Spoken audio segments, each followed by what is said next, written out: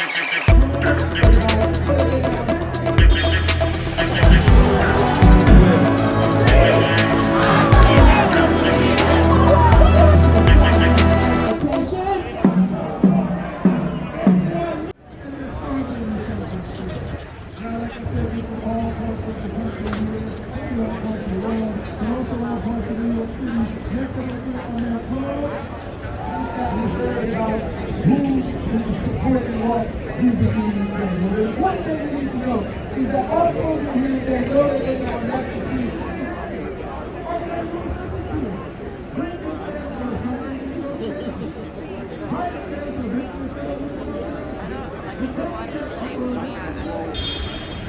our own U.S. government, they say they can't be able to provide housing, health care, but they spend billions of dollars on planes that don't fly, ones they're never going to use.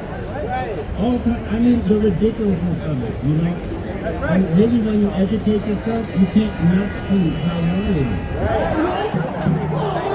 Where?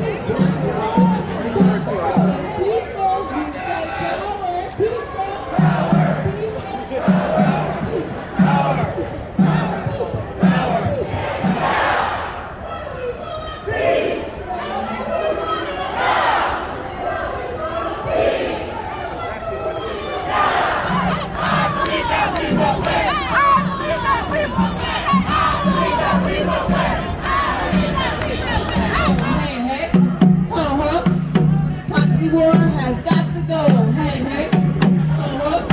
Imperialism has got to go. The war machine has got to go. Hey, hey.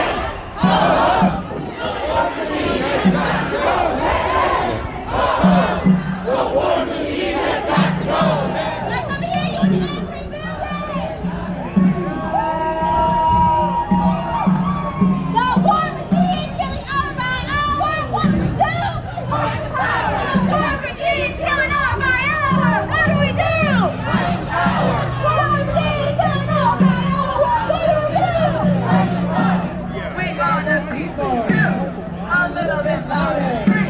We want peace for our people. We are the people. A little bit louder. We want peace for our people. Yeah. Good job of education. There are many for having education.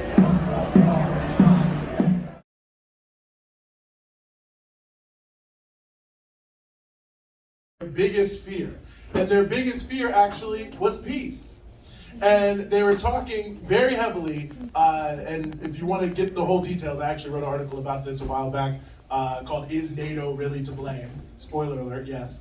And they might create a European security architecture, quote unquote, where they don't feel they need US troops anymore.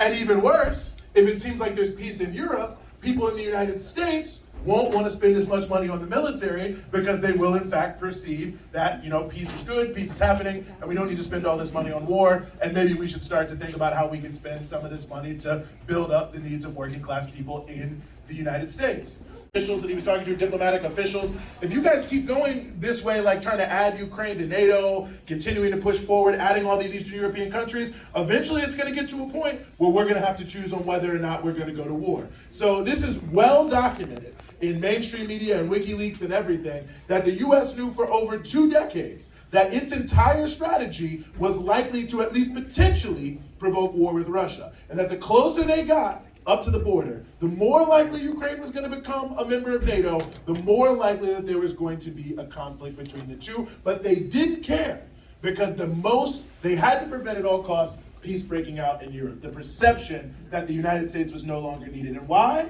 Because that would mean the US would have to start giving up its position as the country that tells all the other countries what to do. The so-called rules-based international order, where the US makes all the rules and everyone else is told to follow.